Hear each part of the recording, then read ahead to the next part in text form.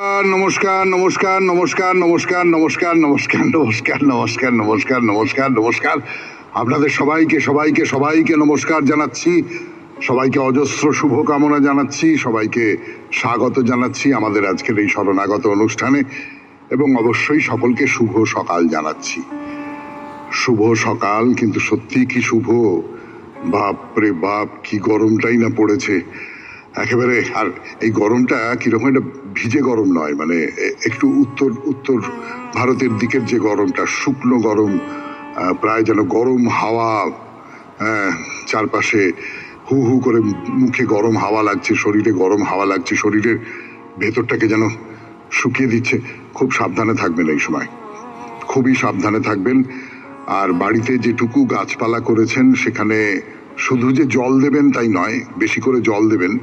মানে আমি তো ধরুন রাত্রির বেলা কি সকালবেলা জল দিলাম, আবার সন্ধেবেলা দেখলাম খটখটে শুকনো হয়ে গেছে এইরকম। এবং একটু গাছকে চান করিয়ে দেবেন, মানে হাতে জল নিয়ে ছিটিয়ে ছিটিয়ে গাছকে একটু চান করিয়ে দেবেন। আর অবশ্যই একটা বড় একটু চ্যাটালো কোনো একটা পাত্রে একটু জল রেখে দেবেন, যাতে পাখালিও একটু চান করতে পারে, একটু খেতে পারে। এইটুকু তো করতেই পারি আমরা, বলুন। আজকে আর একটা কারণে বিশেষ দিন, সেটা হচ্ছে আজকে সংবাদপত্রের স্বাধীনতা দিবস। সংবাদপত্র হচ্ছে, কি বলবো, আমাদের প্রতিনিধি। আমাদের যা কিছু ব্যথা বেদনা সেইগুলো সংবাদপত্রের মাধ্যমে প্রকাশিত হয়, আবার যা কিছু চারপাশের খবর সেগুলো আমাদের কাছে পৌঁছে যায় সংবাদপত্রের মাধ্যম। ফলে একটা সেতুর মতন সংবাদপত্র, তার স্বাধীনতা থাকাটা খুব জরুরি। তো তাহলে এবার বেণীমাধব শীলের পঞ্জিকা অনুযায়ী আজকের দিনটার কথা বলবো। আজকে 20শে বৈশাখ 1431, ইংরেজির 3রা মে 2024, শুক্রবার। সূর্যোদয়ের সময় ভোর 5:07, সূর্যাস্তের সময় সন্ধে 6:01। আজকে দশমী, নক্ষত্র শতভিসা। জন্মে কুম্ভ রাশি, শূদ্র বর্ণ, মতান্তরে বৈশ্য বর্ণ, রাক্ষসগণ। রাত্রি 9:25 গতে নরগণ। আমাদের হোয়াটসঅ্যাপে চিঠি পাঠাবার নাম্বার 9831922927। চিঠির গোড়ায় অতি অবশ্যই SG লিখতে হবে। আর এই তো শনিবার এসে গেল, শনিবারের যে মহাপুরুষের কথার চিঠি, সেই চিঠির গোড়ায় একটু মহাপুরুষের কথা এটা লিখে দেবেন। তাহলে এবারে শুরু করি আজকের অনুষ্ঠান, তার পরিচয় দেবার কাজ। প্রথমে পুরাণ চিরন্তন। পুরাণ চিরন্তনে বলছিলাম একজন রাজা নহুষের কথা, তাকে ইন্দ্রত্ব দেওয়া হয়েছে। ইন্দ্র এখন কিছুদিন কাজ করতে পারবেন না, তার ফলে ইন্দ্রপদ গ্রহণ করবার জন্য তিনি মানুষ, তাকে সবাই এসে বলেছেন যে আপনি ইন্দ্র হন, অর্থাৎ আপনি রাজা হন, আপনি দেবতাদের রাজা হন। তারপর তার তো প্রথম দিকে খুব ভালো ছিলেন, তারপর আস্তে আস্তে আস্তে আস্তে তার বেশ ক্ষমতার অহংকার হলো।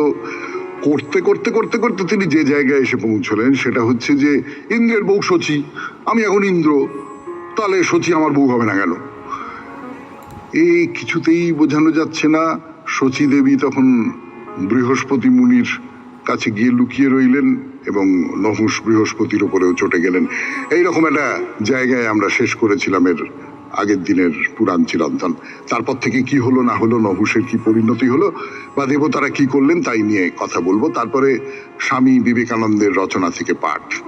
স্বামী বিবেকানন্দের রচনা থেকে পাঠ। আজকে যে রচনাটি পড়ে শোনাবো আপনাদের, সেটি হচ্ছে ভক্তিযোগের উপদেশ। ভক্তিযোগের উপদেশ, এই রচনাটি পড়ে শোনাচ্ছিলাম, আজকে শেষ করব। তারপর চলে যাব কথা অমৃত থেকে পাঠ এই পর্বে, আপনাদের চিঠিপত্র, এবং শেষে বাইরে দূরে। এই হলো আমাদের অনুষ্ঠান সূচি। তাহলে এবার একটু গান শোনার ব্যবস্থা করি। গানের পর ফিরে আসছি পুরাণ চিরন্তন নিয়ে। 92.7 বিগ FM এ শরণাগত অনুষ্ঠান শুনছেন। আমি আছি আপনাদের সঙ্গে, আপনাদের সৌমিত্র বসু। পর শুনছেন শরণাগত, জীবনের সহজ পাঠ। এই যে নহুষের গল্পটা, এই নহুষের গল্পটাও তো জীবনের সহজ পাঠের মধ্যেই পড়ে নাকি?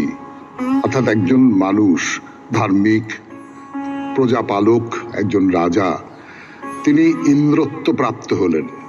আমরা যদি জাগতিক দিক থেকে ধরে নিই যে তিনি খুব বড় একটা জায়গায় গেলেন, খুব বড় একটা জায়গা, খুব বড় একটা ক্ষমতার জায়গা, খুব বড় একটা প্রতিপত্তির জায়গা, খুব বড় একটা মর্যাদার জায়গা। সেইখানে গেলেন, গিয়ে আস্তে আস্তে আস্তে আস্তে তিনি পাল্টাতে আরম্ভ করলেন এবং শেষ পর্যন্ত তিনি যে সমস্ত আবদার, যে আবদারের দিকে নিজেকে নিয়ে গেলেন, সেটা খুব ভয়ঙ্কর। ওই যেটা বলছিলাম যে দেবগুরু বৃহস্পতি, তার শরণাপন্ন হয়েছেন শচী এবং বৃহস্পতির গৃহে বাস করছেন। তো এই কথা জানতে পেরে নহুষ তো বৃহস্পতির ওপর খুব রেগে গেছেন।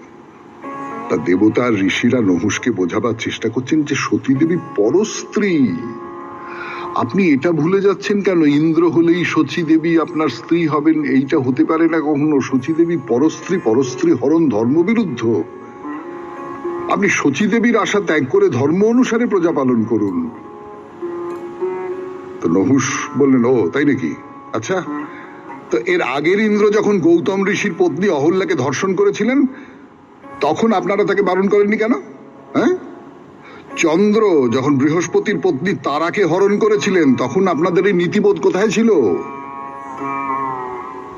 অখাট্য যুক্তি। আরে এই যুক্তিটা আমরা এখনো শুনি না। ও তোমরা এই এই এই এই এই এই কাজ করেছো, তাহলে আমরা করবো না কেন? এইরকম একটা যুক্তি তো, মানে এইরকম বঙ্কিমচন্দ্রের কথা ধার করে বলা যেতে পারে, তুমি অধম হইয়াছো, তাহলে আমি অধম হইব না কেন? মানে ভালো হওয়াটা যে নিজের ওপর, নিজের জন্য ভালো হওয়া। তুমি খারাপ হয়েছিলে বলে আমি ভালো হব না, আমি খারাপ হব, এইরকম একটা ভয়ঙ্কর যুক্তি তো এই সমাজে চালু আছে, এখনো পর্যন্ত চালু আছে এবং আগেকার দিনেও ছিল, দেখা যাচ্ছে নহুষের সময় ওই ব্যাপারটা ছিল। তো নহুষ তো কিছুতেই মানবে না, না আমার চাই, এইটা চাই। তখন দেবতারা নহুষের ভয়ে শচী দেবীর কাছে গিয়ে বললেন যে আপনি নহুষকে পতিত্বে বরণ করুন। শচী বললেন, অসম্ভব, এটা হয় নাকি কখনো? না না না না না, আমি কিছুতেই সম্মত নই, কিছুতেই পারবো না আমি এটা করতে। তো দেবতারা বৃহস্পতিকেও বললেন যে আপনি একটু শচীকে বলুন, নহুষ এরকম করছে, তো একেবারে জেদ ধরে বসে আছে এবং নানান রকম উদাহরণ টানছে, সেই উদাহরণগুলো খুব অস্বস্তিকর, আপনি শচীকে রাজি করান। তো বৃহস্পতি বললেন, না না, শচী আমার শরণাগত, আমি কিছুতেই শরণাগতকে ত্যাগ করতে পারবো না। শুনছেন পুরাণ চিরন্তন 92.7 বিগ এফএম এ শরণাগত অনুষ্ঠানে। ফিরে আসছি গানের পর। স্বামী বিবেকানন্দের রচনা থেকে পাঠ 92.7 বিগ এফএম এ শরণাগত অনুষ্ঠানে। ভক্তি যোগের উপদেশ। সগুণ ঈশ্বর ব্যতিরেকে আমাদের ভক্তিভাব আসিতে পারে না। প্রেমিক এবং প্রেমাস্পদ দুই প্রয়োজন। ঈশ্বরকে অনন্ত গুণসম্পন্ন মানব বলা যাইতে পারে। তিনি এরূপ হইতে বাধ্য, কারণ যতক্ষণ আমরা মনুষ্য দেহধারী, আমাদের ঈশ্বরও মনুষ্যরূপী হইবেন। সগুণ ঈশ্বরের চিন্তা না করিয়া আমরা পারি না। ভাবিয়া দেখুন, জগতের কোন বস্তুকেই আমরা সম্পূর্ণ স্বতন্ত্র বস্তুরূপে চিন্তা করিতে পারি না। সর্বত্রই আমরা বস্তুর সহিত স্বীয় মনকে সংযুক্ত করিয়া লই। বস্তুত প্রকৃত চেয়ার হইতেছে চেয়ার ও মনের উপর চেয়ার বস্তুটির প্রতিক্রিয়ার সংযোগ। প্রতিটি বস্তুকে প্রথমে মনের দ্বারা রঞ্জিত করিতে হইবে, তবেই উহা যথার্থ রূপে দৃষ্ট হইবে। উদাহরণস্বরূপ, সাদা চারকোনা উজ্জ্বল শক্ত বাক্সটি কেহ 3টি ইন্দ্রিয়ের সাহায্যে দেখিল, কেহ 4টি ইন্দ্রিয়ের সাহায্যে, অপর একজন 5টি ইন্দ্রিয়ের সাহায্যে দেখিল। শেষোক্ত ব্যক্তি বস্তুর পুঙ্খানুপুঙ্খ রূপ দেখিতে পাইবে। প্রত্যেকে ক্রমে ক্রমে একটি অধিক গুণ সমন্বিত দেখিতে পাইল। এই রূপে যদি কোনো ব্যক্তি 6টি ইন্দ্রিয়ের সাহায্যে সেই একই বাক্সটি দেখে, সে উহাতে অতিরিক্ত আরেকটি গুণ দেখিতে পাইবে। আমি প্রেম ও জ্ঞান দেখিতে পাইতেছি বলিয়াই জানি যে জগৎ কারণ সেই প্রেম ও জ্ঞান প্রকাশ করিতেছেন। যাহা আমার মধ্যে প্রেম সৃষ্টি করিল, তাহা কিরূপে প্রেম শূন্য হইতে পারে? জগৎ কারণকে আমরা মনুষ্য গুণবর্জিত চিন্তা করিতে পারি না। সাধনার প্রথম সোপান হিসাবে ঈশ্বরকে পৃথকভাবে দেখার আবশ্যকতা আছে। ঈশ্বরকে 3 ভাবে চিন্তা করা যায়। নিম্নতম ভাব, যখন আমরা ঈশ্বরকে আমাদেরই মতো দেহধারী দেখিতে পাই। রোমক শিল্পকলা দেখুন, উচ্চতর ভাব।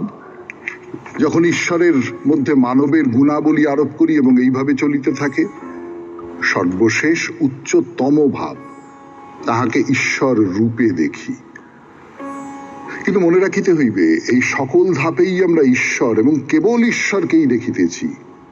সেখানে কোনো মিথ্যা কল্পনা বা ভ্রান্তি নাই। যেমন সূর্য বিভিন্ন দূরত্ব হইতে দৃষ্ট হইলেও তাহা সূর্যই, চন্দ্র বা অন্য কোনো পদার্থ নয়। আমরা ঈশ্বরকে আমাদেরই অনুরূপ না দেখিয়া পারি না। তাহাকে আমাদের অপেক্ষা অনন্ত গুণসম্পন্ন দেখিলেও আমাদেরই মতো ধরিয়া লই। আমরা নিরপেক্ষ অনন্ত ঈশ্বরের চিন্তা করিতে চেষ্টা করিলেও তাহাকে ভালোবাসিবার জন্য আপেক্ষিক ভূমিতে নামিয়া আসি। প্রত্যেক ধর্মেই ভগবানের প্রতি ভক্তি দুই ভাগে বিভক্ত। এক প্রকারের ভক্তি মূর্তি, আচার, অনুষ্ঠান ও শব্দের মাধ্যমে, অন্যরূপ ভক্তি প্রেমের ভিতর দিয়া প্রকাশ পাইয়া থাকে। এই জগতে আমরা নানা নিয়মে বদ্ধ, আর এই নিয়ম ভঙ্গ করিয়া আমরা মুক্ত হইবার জন্য সর্বদা চেষ্টা করিতেছি। প্রকৃতিকে অমান্য করিতে এবং পদদলিত করিতে সর্বদা চেষ্টা করিতেছি। উদাহরণস্বরূপ, প্রকৃতি আমাদের বাসস্থান দেয় না, আমরা উহার নির্মাণ করিয়া লই। প্রকৃতি আমাদের দিগকে অনাবৃতভাবেই সৃষ্টি করিয়াছে, আমরা বস্ত্র দ্বারা নিজেদের আবৃত করিয়াছি। মানুষের লক্ষ্য হইল মুক্ত হওয়া। যে পরিমাণে আমরা প্রকৃতির নিয়ম লঙ্ঘন করিতে অসমর্থ, সেই পরিমাণে আমাদের কষ্ট ভোগ করিতেই হইবে। নিয়মের বাহিরে যাইবার জন্যই আমরা প্রথমে নিয়ম মানিয়া চলি। নিয়ম মানিয়া না চলাই হইল সমগ্র জীবনের সংগ্রাম। এই কারণেই আমি খ্রিস্টান সায়েন্টিস্টদের প্রতি সহানুভূতি প্রকাশ করিয়া থাকি। তাহারা মানবের স্বাধীনতা ও আত্মার দেবত্ব সম্বন্ধে শিক্ষা দিয়া থাকেন। আত্মা সর্বপ্রকার পারিপার্শ্বিকতার ঊর্ধ্বে।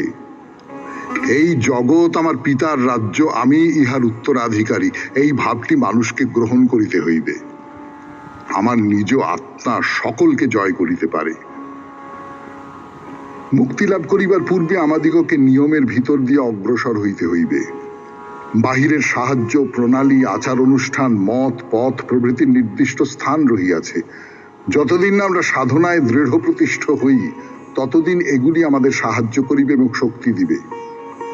পরে আর ওইগুলির প্রয়োজন থাকে না। এগুলি যেন আমাদের ধাত্রীস্থানীয়, অতএব শৈশবে অপরিহার্য। গ্রন্থাদিও ধাত্রীর কাজই করিয়া থাকে, কিন্তু আমাদের চেষ্টা করিয়া সেই অবস্থায় উপনীত হইতে হইবে যেখানে মানুষ উপলব্ধি করিবে সে তাহার শরীরের প্রভু। গাছ, গাছড়া, ঔষধ প্রভৃতির প্রভাব আমাদের উপর ততক্ষণই থাকে যতক্ষণ আমরা ওইগুলির সাহায্য স্বীকার করি। সবল হইলে বাহিরের নিয়ম পদ্ধতির কোনো আবশ্যকতা থাকে না। শুনলেন স্বামী বিবেকানন্দের রচনা থেকে পাঠ, ভক্তি যোগের উপদেশ। 92.7 বিগ FM এ শরণাগত অনুষ্ঠানে এরপর গান, গানের পর কথামৃত। 7 বিগ FM এ শরণাগত অনুষ্ঠানে ঠাকুর সন্ধ্যের পর ভক্তদের সঙ্গে বসে আছেন। মাস্টারমশাইও ভক্তদের সঙ্গে মেঝেতে বসে আছেন। যোগ নিয়ে কথা হচ্ছে, ষটচক্রের বিষয় নিয়ে কথাবার্তা হচ্ছে। ওই শিব সংহিতা পড়ার কথা হচ্ছিল, বলছিলাম আপনাদের বোধহয় একদিন দুদিন আগে। তো সেই শিব সংহিতা এই সমস্ত কথাবার্তা আছে। ঠাকুর শ্রী রামকৃষ্ণ পরমহংসদেব বলছেন যে ইড়া, পিঙ্গলা, সুষুম্না, সুষুম্নার ভিতর সব পদ্ম আছে, চিন্ময়। যেমন মোমের গাছ, ডালপালা, ফল সব মোমের। মূলাধারে পদ্মে কুলকুণ্ডলিনী শক্তি আছে, চতুর্দল পদ্ম। যিনি আদ্যাশক্তি, তিনি সকলের দেহে কুণ্ডলিনী রূপে আছেন। যেমন ঘুমন্ত সাপ কুণ্ডলী পাকিয়ে রয়েছে। ভক্তিযোগে কুলকুণ্ডলিনী শীঘ্র জাগ্রত হয়, কিন্তু ইনি জাগ্রত না হলে ভগবান দর্শন হয় না। গান করে করে একাগ্রতার সঙ্গে গাইবে, নির্জনে গোপনে, জাগমা কুলকুণ্ডলিনী তুমি নিত্যানন্দ স্বরূপিনী, প্রসুপ্ত ভুজগাকার আধার পদ্মবাসিনী। দেখুন, আমরা সংসারী মানুষ, আমরা এটা জানি না। কিন্তু এই যে কথাগুলো এখানে বলা হচ্ছে, যে এই যে সুষুম্না কাণ্ডের কথা বলা হচ্ছে, ইড়া, পিঙ্গলা, সুষুম্না, এইসব এইসব আমার শরীরের ভেতরের এই যে জায়গাগুলো, এগুলোর কিন্তু বৈজ্ঞানিক ভিত্তি আছে। আমি দেখেছি যে এইগুলোর বৈজ্ঞানিক ভিত্তি আছে, কিন্তু আমাদের শরীরের মধ্যে এটা আছে। এবং এই যে কুলকুণ্ডলিনী যেন সাপের মতন পাক দিয়ে রয়েছেন, ঘুমিয়ে রয়েছেন, একে জাগিয়ে তুলতে হবে। একে জাগিয়ে না তুলতে পারলে ভগবান দর্শন হবে না।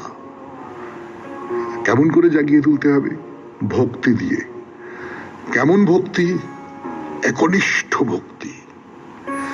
আমি যদি ক্রমাগত বলতে থাকি যে কুলকুণ্ডলিনী জাগো জাগো জাগো জাগো জাগো জাগো জাগো, যেটা ঠাকুর বলছেন যে গান করো, ভেতর থেকে জাগিয়ে তোলবার জন্য আমি যদি একবারে নিবিষ্ট হয়ে তন্নিষ্ঠ হয়ে জাগিয়ে তোলার কথা বলতে পারি, আর সবকিছু মুছে যাচ্ছে আমার চোখের সামনে থেকে, আমি যদি বলতে পারি, তাহলে আস্তে আস্তে আস্তে আস্তে আমার ভেতরের সেই যে সাপ, সেই সাপ জেগে উঠবেন। ঠাকুর বলছেন ব্যাকুল হয়ে গান গাইলে ঈশ্বর দর্শন হয়। আমাদের যারা সাধক, রামপ্রসাদ সেন বলুন, কমলাকান্ত বলুন, তার বাইরে যে যারা আছেন, কবির আছেন, দাদু আছেন, তুকারাম আছেন, মধ্যযুগের যে সাধক যারা, তারা সকলে তাদের উপলব্ধির কথা গানের মধ্যে দিয়ে প্রকাশ করেছেন। গানের মধ্যে দিয়ে তারা ঈশ্বরের সঙ্গে সংযোগ তৈরি করেছেন। রবীন্দ্রনাথের সেই লাইন আছে না, কথায় যাহার নাগাল নাহি পাই, গানে তার চরণ ছুঁয়ে যাওয়া যায়। তার মানেটা কি? আপনি ভেবে দেখুন। একটা খুব সহজ কথা বলি আপনাকে, যে এই যে গান, এর মধ্যে তো সুর আছে এবং এর মধ্যে কিন্তু একটা পুনরাবৃত্তি আছে।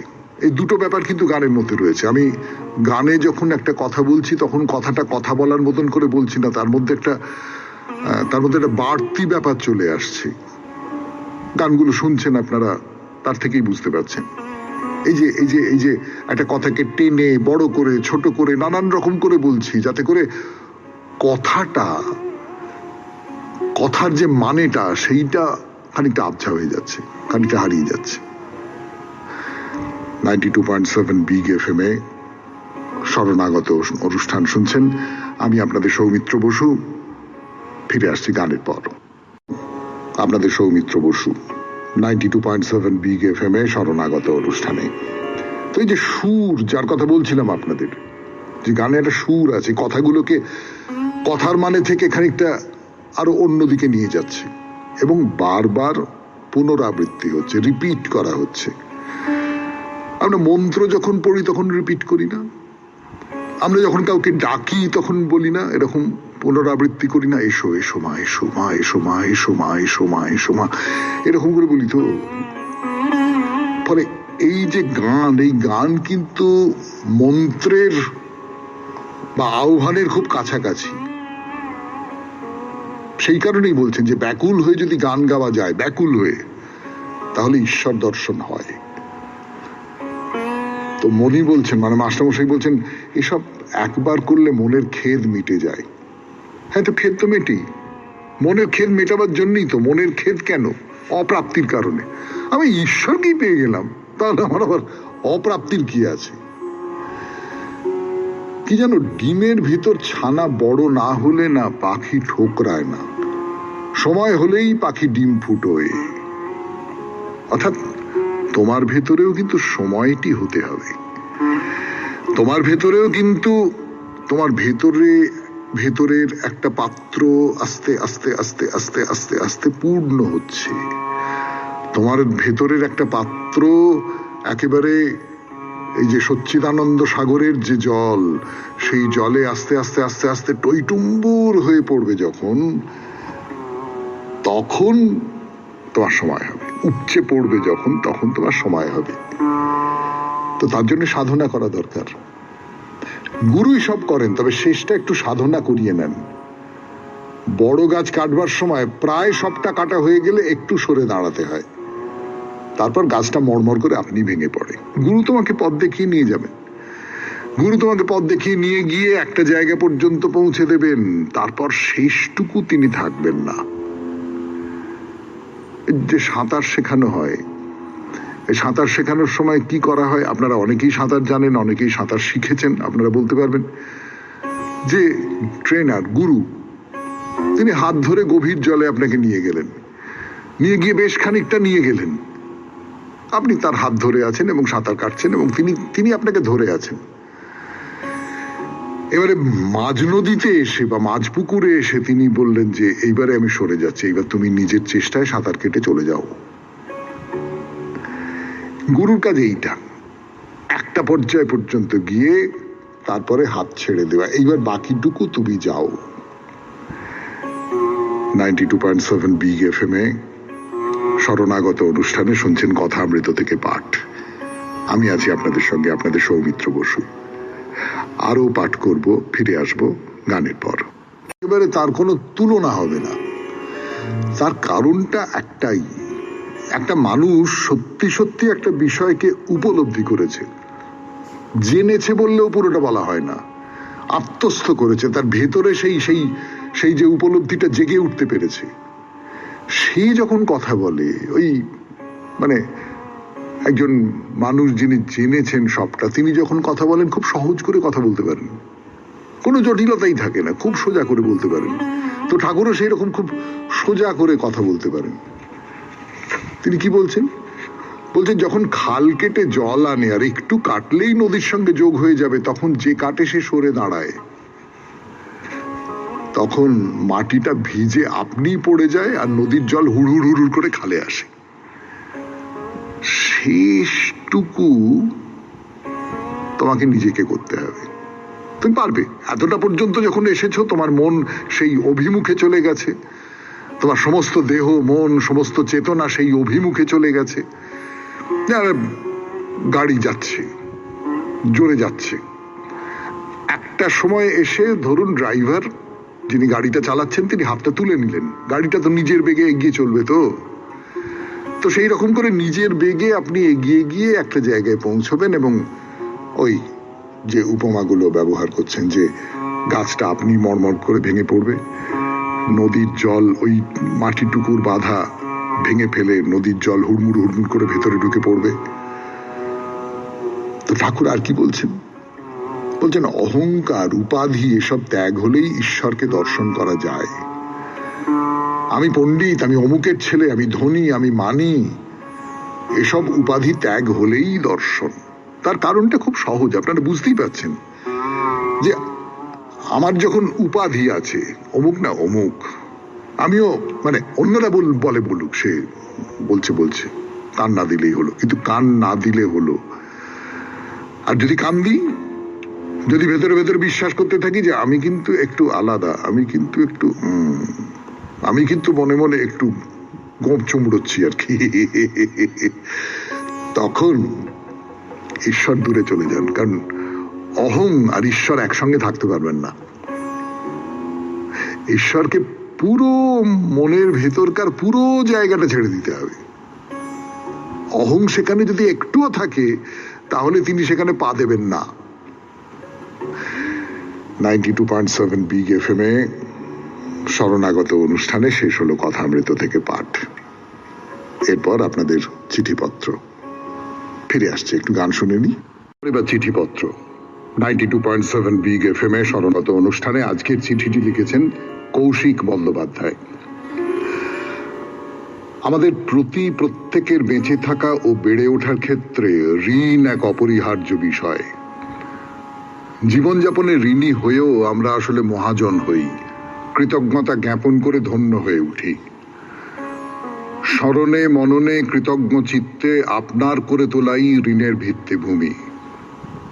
নতুবা কৃতজ্ঞ হয়ে পড়া আসলে আত্মপ্রবঞ্চনার সামিল। আমার মাথা নত করে দাও হে তোমার চরণ ধুলার তলে, এ যেন যথার্থ ঋণীর হৃদয় ভাষ্য। যে মুহূর্ত থেকে আমাদের সত্তা জুড়ে বসুধার আলো এসে পড়ে, তখন থেকে ঋণ পর্বের সূচনা ঘটে যায় আমাদের। সম্পর্কের সূত্র ধরেই ঋণের মালা পরা হয়। জ্ঞাতসারে বা অজ্ঞাতে এভাবেই আমরা একে অন্যের কাছে ঋণী হই। ঋণী আর মহাজনের মধ্যে বিনি সুতোর বাঁধন ক্রিয়া চলে, অলক্ষ্যে অবিরাম। পরিবার থেকে প্রিয়জন, নিকটতম আত্মীয় থেকে অচেনা অজানা দূরতম ব্যক্তি, সকলের কাছেই আমরা ঋণী থাকি। গ্রীষ্মের নিদাঘ সময়ে বা ভারী বর্ষার দিনে যে কৃষক মাথার ঘাম পায়ে ফেলে ফসল ফলাতে রত, আমরা কি ঋণী থাকি না তার কাছে? কিংবা হাটে মাঠে ময়দানে খেতে খামারে অপরিচিত নানা দিন মজুরের কাছে আমাদের ঋণ কি পরিশোধ হয় কোনোদিন? আসলে ঋণ কোনোদিন পরিশোধ করা যায় না। অপার অশেষ সে ঋণের মূল্য। যারা সারা জীবন আমাদের উজাড় করে দিয়েই যান, আমাদের নেন না কিছুই, প্রত্যাশা করেন না জীবনের গঙ্গোত্রী বেঁচে থাকা ও বেড়ে ওঠার উৎস মূলে, তাদের কাছে পিতামাতা থেকে শুরু করে পরিবার প্রিয়জন ভ্রাতা ভগ্নী পত্নী সকলের কাছেই আমাদের ঋণ বেড়ে যায় প্রতিদিন প্রতিক্ষণ। শরণাগত অনুষ্ঠানের সকল কলাকুশলী শ্রোতৃমণ্ডলী, সর্বোপরি অনুষ্ঠান সঞ্চালক শ্রীযুক্ত সৌমিত্র বসু মহাশয়কে এক আকাশ অভিনন্দন ও কৃতজ্ঞতা জানিয়ে চিঠি শেষ করলাম। কৌশিক বন্দ্যোপাধ্যায়, বৈদ্যবাটি, বৈদ্যপাড়া, হুগলি থেকে। খুব সুন্দর চিঠি, খুব সুন্দর চিঠি। বস্তুত এই ঋণের উপরেই তো আমাদের বেঁচে থাকা, মানে প্রত্যেকটা মুহূর্তে। এই যে আপনারা শরণাগত অনুষ্ঠান শুনছেন, এতে কি আমি আপনাদের কাছে ঋণী হয়ে থাকছি না? এই যে আমি শরণাগত অনুষ্ঠান করছি, কথা বলছি, আপনাদের গান শোনাচ্ছি, কোনো ঋণ কি তৈরি হচ্ছে না আপনার দিক থেকে? এই এই এই যে চরাচর, এই বিশ্ব চরাচর, এই সমস্তটাই দিচ্ছে, এবং সেই যে দেওয়া, সেই দেওয়ার ঋণটা শোধ করতে হবে আমাদের। রবীন্দ্রনাথের একটি নাটকই আছে ঋণ শোধ, শারদোৎসব থেকে রবীন্দ্রনাথ পরে খানিকটা পাল্টে নিয়ে করেছিলেন। ভারী চমৎকার লিখেছেন কৌশিক বাবু, আপনাকে অনেক অনেক অনেক ধন্যবাদ। এরপর বাইরে দূরে 92.7 বিগ FM এ শরণাগত অনুষ্ঠানে আমি আপনাদের সৌমিত্র বসু ফিরে আসছি গানের পর। দেবী হংসেশ্বরীর মন্দির 92.7 বিগ FM এ শরণাগত অনুষ্ঠানে এখন এই বাইরে দূরে পর্যায়ে ঢুকে পড়েছে একেবারে গর্ভগৃহের মধ্যে। এখন আমাদের সামনে সেই দেবী হংসেশ্বরী। দেবীর গায়ের রং নীল, কৃষ্ণবর্ণা নন তিনি। আগেই বলেছি, পদ্ম এখানে এই মন্দিরে খুব গুরুত্বপূর্ণ একটা চিহ্ন নিয়ে আছে। মন্দিরের যে 13টি চূড়া, তার সবকটির মাথাতেই আধফোঁটা পদ্ম, বলেছি আপনাদের। এখানেও এই দেবী মূর্তির একেবারে নিচের যে ভিতটি গাঢ় নীল রঙের, বেশ অনেকখানি জায়গা জুড়ে গোল হয়ে আছে সেটি একটি পদ্ম ফুলের আকার বলেই মনে হয়, নীল পদ্ম। নীল পদ্মের তো একটা পৌরাণিক তাৎপর্য আছে, সে কথা আপনারা সকলেই জানেন।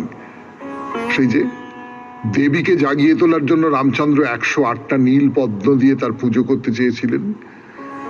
সেই নীল পদ্মের উপরে আছে গোলাপি রঙের পদ্ম ফুল, মানে পদ্ম ফুল যে রঙের হয় আর কি।